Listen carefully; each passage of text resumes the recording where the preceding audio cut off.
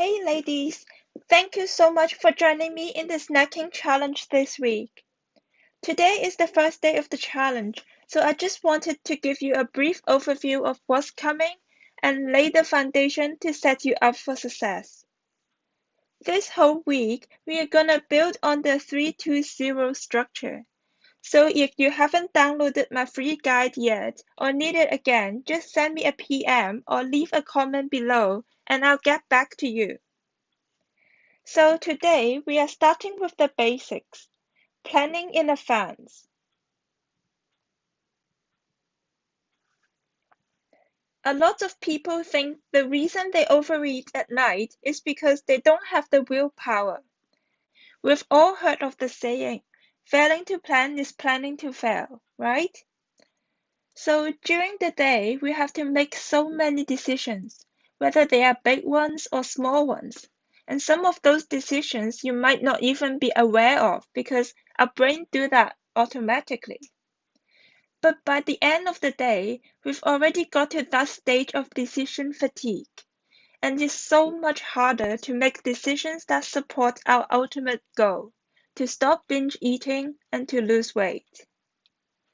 More willpower is always something that we are always looking for, whether it's the leftover birthday cake in the fridge or that tub of ice cream in the freezer.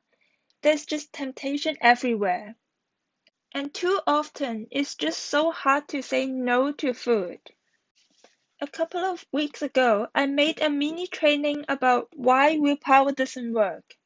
And one of the reasons that we are so vulnerable to making poor choices at night, whether that's for food or for other things, is because we've depleted our willpower tank by making hundreds of decisions throughout the day. So by the time evening comes, we have no willpower left, which is why it feels so much harder at night to make a good choice that we don't regret. That applies to anything in our life, not just for food. So if you wait until then to make a decision, you're almost likely to lose that battle with yourself. So instead, I want you to sit down ahead of time and create a very specific plan and very detailed for what you're going to do when you encounter those evening triggers during the week. So there are different parts of our brain and they are responsible for different functions. So our first one is the Primo brain, which is responsible for our survival, making decisions that would keep us alive. The Primo brain seeks instant gratification and finds pleasure in the moment. It keeps our habits because being in the comfort zone is safe and because we are still alive and the brain will just think whatever we are doing will keep us alive, whether that is best for us or not, and whether we actually like our habits or not. And food is one of those essentials that keep us alive. We make decisions using our primal brain most of the time because that's just like a natural instinct to us. However, there's also this part of the brain that's called the prefrontal cortex.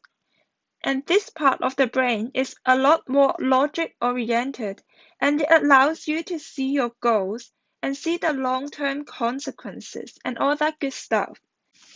An important thing to understand about your brain's reward system is that it did not evolve to respond to future gratification, future rewards. The dopamine receptors in your brain don't light up as brightly when you think about a donut that you're having tomorrow compared to a donut that is sitting in front of you right now. That's because, from an evolutionary standpoint, a reward that's far away is less relevant to your survival today. So, for this reason, neuroscientists have found that the longer you have to wait for a reward, the less it's actually worth to you. They call this principle delay discounting, and have discovered that even a small delay can dramatically lower the perceived value for ourselves. So what I'm trying to say is, when you plan things, you're using your prefrontal cortex, which helps you see what you need to do to get to your goal. And because, as I said, in the very moment when temptations are lying around, you won't be able to make decisions that support your ultimate goals. It's a lot easier to follow a plan than to make decisions that you're happy about in the moment. Now, I'm not saying you can't have snacks, because I still believe that having 3 meals and 2 snacks is still very important. But to prevent one snack from turning into a binge or simply more mindless snacking, I want you to do some planning. When you make your plan, make sure that it's realistic. I often hear people say that they are going to just eat broccoli and chicken breast for dinner, or even just salads all day, but then at night they lose control completely. That's because their plan isn't realistic. It's simply unsustainable. Are you willing to just eat broccoli and chicken breast for the rest of your life?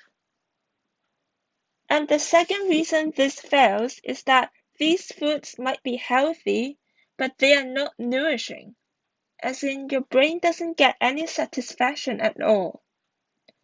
So you turn to snacks for satisfying yourself mentally. So today, I want you to make a realistic plan with 3 meals and 2 snacks that are nourishing for both your mind and your body. So let me tell you about an example of my client Sarah. She gave me the permission to share this with you. When she first came to work with me, she was overeating every night.